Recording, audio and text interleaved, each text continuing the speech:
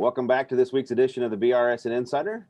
Joined now by the Director of Cross Country Track and Field, Jaquel Smith. And Coach, you just coming off of a solid couple of performances for both the men and the women in the indoor. Obviously, you would have liked to have gotten up on that podium and just a few points shy of a couple of third-place finishes, but a solid weekend nevertheless for both the men and the women. Just take us back through how you think everyone performed this weekend.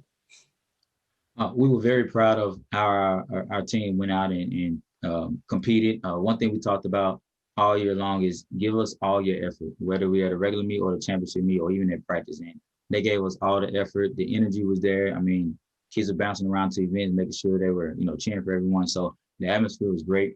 I mean, this conference is getting tougher and more competitive in track and field, indoor and outdoor, as well as cross country. So I expected nothing less from the other competitors. Of course, we wanted to get on that podium. It hurt a little bit, to see that we were that close. But, at the end of the day, everybody, did their job, did their job like we expected them to do. And we just had some outstanding performances and everybody's excited about hitting this outdoor season.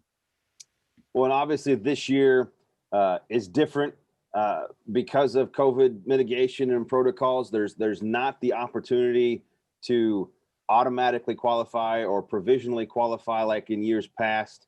There's obviously still those standards, but they're limiting the number of people who potentially qualify to go to nationals.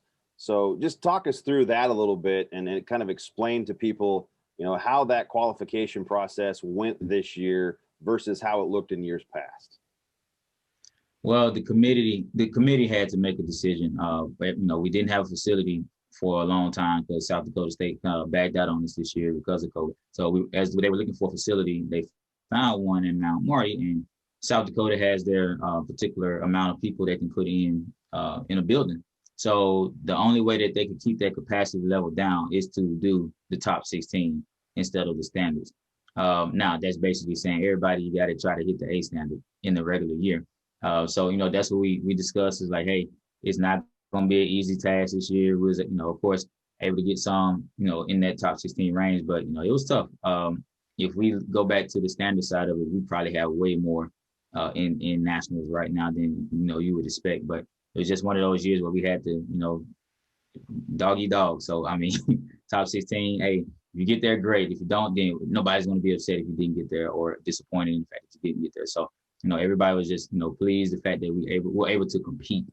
But yeah, the committee had to make the decision, and even with the national side of it, I mean, it's broken up to an afternoon, morning, and evening section just for us to get the total amount of people we need to get in there.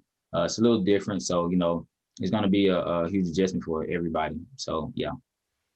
Now, obviously, you mentioned it's an adjustment, and that if it's a normal year, you potentially have a number of more people qualify than what got in. Do you see that being a frustrating thing for those student athletes that knew that if this is a normal year they could get in, or do you see it as a motivating positive thing that they know, hey, I'm there, and it's a good if I keep working, I'm going to be able to keep that standard, and when things kind of get back to the normal way of qualifying, I'll be right back there next year. Oh yeah, definitely. It's definitely a motivational push for them because they were able to hit those times. We literally focused on hey, let's just work on hitting the B standard. Let's hit the B standard to make us feel comfortable knowing that, hey, we can get the national. This is what we can do. And even if we didn't make the top 16, we still want to be like, okay, next year is our time to get there and maybe hit some A standards along the way. But this team has literally accepted the challenge. They fought hard. I mean, even before conference, we had a week and a half of bad weather and had no clue how that was going to turn out, because everybody was scampering, going in on the treadmills and to the track. And, it's kind of tough to kind of get workouts in, like legit workouts in, but we were able to get it done and still go over there and compete well. I'm just super proud of how they managed everything and handled, all the craziness. And the fact that we were able to still come out on top of a lot of first place, a lot of second and third place. And, if anything, we had a lot of personal bests. I think 90% of our team ran a personal best or jumped or cleared a personal best at the conference championship. But, the standard wise, we miss it. It'll be back for outdoors, so we don't have to worry too much about that. And it's just, our kids are just feeding off that, like, hey, all right, didn't get in, but now the standards come back. So now I got an opportunity to go out here and really, put some times down and try in some jumps and whatever to get myself down to Alabama. Because, of course, that's where everybody's end goal is anyway, to get to the beach. Well, now we talk about the group that is going to go up to compete for you in indoor nationals. Just talk a little bit about the girls and the guys that they're going to be competing and representing Benedictine this year at the NAIA indoors. Well, on the men's side, you have a group of guys on the 4x8 that, going into the 4x8, we hadn't ran it all season. And, these are the same guys that ran the distance medley relay who won that their event at the conference championship.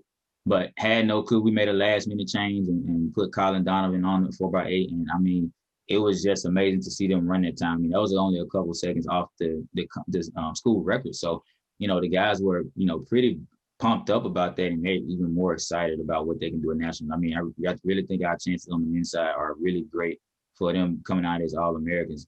As far as Josh Morris, I mean, you're talking about a dual sport athlete who hasn't done but one meet before even coming to the conference championship. He was able to put one down, get himself ranked in the top 16, and then he went to the conference. His whole goal was to win it this year because he just barely missed it, winning it last year. So he was able to accomplish that goal. And that's one thing we talk about. Hey, this thing, get yourself natural.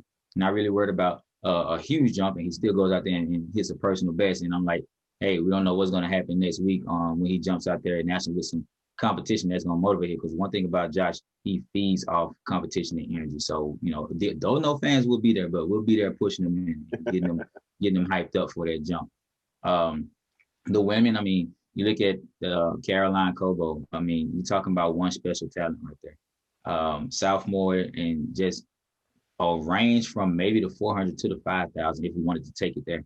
But she has so much running. She has a great running ability, and for her to be so long as she is, that's the one thing I love about her, because she is long, and she has a really good shot. I mean, she went in ranked 16, and she's now seeded number 8. So her chances now have risen because some people pulled out of the 800. So and everybody's within a second or a second and a half between number 1 through 16. So it's going to be whoever wants it, go get it. So, and I think she's going to be up for the challenge, because one thing about Caroline, she's strong, and the strength she has physically is just amazing.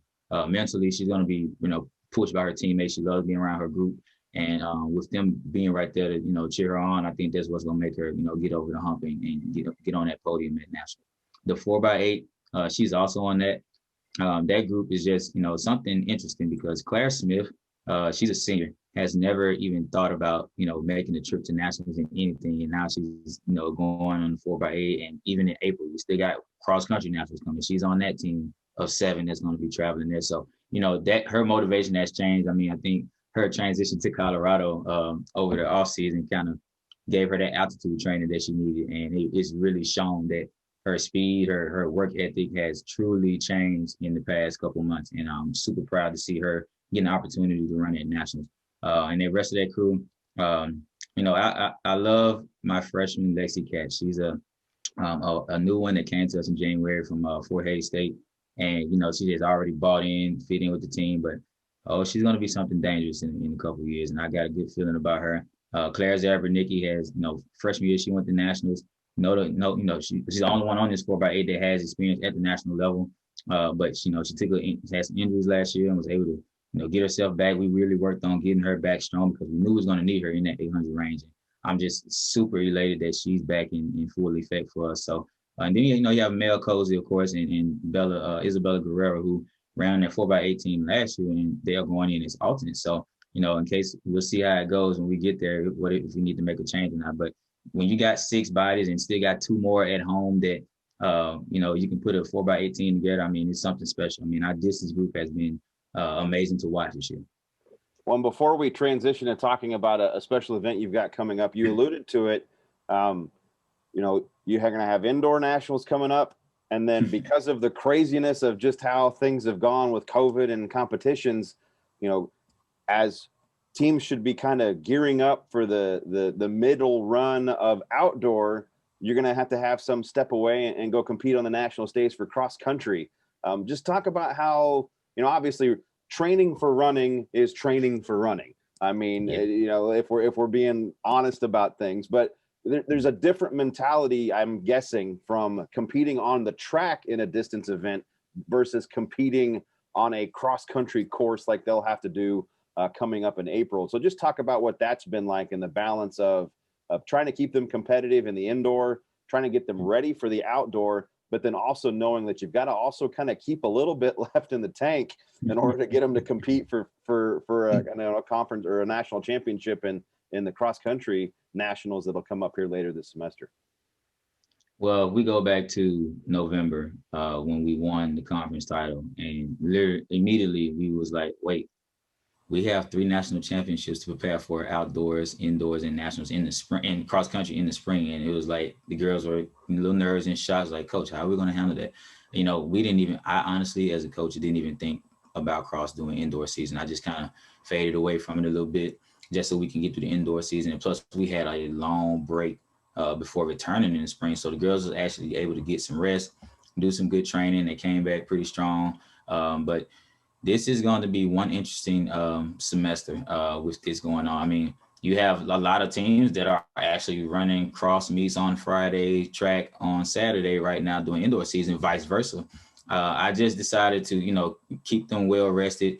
We didn't run, but maybe one event per of those athletes each weekend. And of course, we got the conference. We had to, double them up a little bit, some even tripled. I mean, Caroline did 4 events, and as well as Claire, and then Mel did 2 events as well. So, it's been interesting. Now, you talk about the adjusting speeds. That's the biggest thing when it comes to that. You're talking about 1 5K race, getting prepared for that. And, we're top 15. So in our ladies' minds, we expected to go there and do big things. We want to maintain our top 15 prominence that we've been sitting in, but we can't get past because there are teams now that are in the 20 range that are finally getting a cross season in. So, that's going to be up for grabs. But I think, the plan I have set for them these next couple of weeks, they'll open up the season at Baker with an event, and won't run the week after that, which is taking going into our Easter break. And then when they, most of them will go home and come back and a little early in return, but we'll be ready for the cross country. I mean, we got some super talented girls that are, some fighters. I mean, you look at our, seniors as far as Sarah and Melanie Cozy and Claire Smith. White and Cozy are just tough as nails. I can't put it any simpler than that. So they're going to get down and dirty regardless of what we have going on. And, freshman Molly Rose is going to be something special in the next couple of years. And she's got another good 5K. And she's the one that PR big and was our #1 time when we ran at this course last time back in the fall. But, I don't think haven't decided fully on if we're going to run a cross country meet yet, just to kind of get one in there, or we might just do one within the track and field week that weekend, so we can just kind of get back on a trail of competing in a cross country mindset. Because trying to set that mindset off indoor, go to cross, and then come right back to outdoor is pretty tough. And you're still trying to qualify to hit, to hit the outdoor standard. So it's been interesting, but I think the workout plans are going to work well. A lot of the girls were getting a little rest this week, not doing too much, but the one we got the buck off and getting ready for next week. So it's like, hey, let's get some rest, let's do a little cross train, get a little speed work in, and, get a little mileage in, because, we don't want to break them. Right. That's the biggest thing. You don't want to burn them out and break them out. I know at the end of the season, they'll be completely done. They probably just hit the ground, and we got to call EMT or something to kind of resuscitate them. But it's going to be an interesting spring for sure. Well, and to kind of kick off your spring, you've got this event coming up here on, looks like March 14th through the 20th.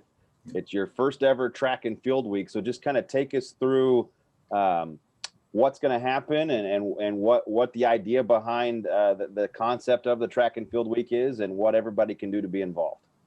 Well, Josh, taking over this program last year, the one thing these kids said, hey, Coach, we need a bigger identity. I say, wait, you don't have an identity. And it's like, we need an identity. So this week we have prepared from March 14th to March 20th is for the whole campus to just learn more about our sport, be able to participate in some of the events on the track, off the track, learn some trivia about what we do and what's the history of the sport, and even the history of our program, because we just think that we're one of the largest programs on campus, so we want to introduce everyone to our sport, and have some fans come and see us compete. And we really don't have home meets like we want to, but hopefully that's in the works in a couple of years, and we can have those true home meets. But I just put this together to kind of just get us pumped up and excited for the outdoor season. Didn't really want to run a meet that week, just kind of do stuff on our own. And it's our senior day. Our seniors deserve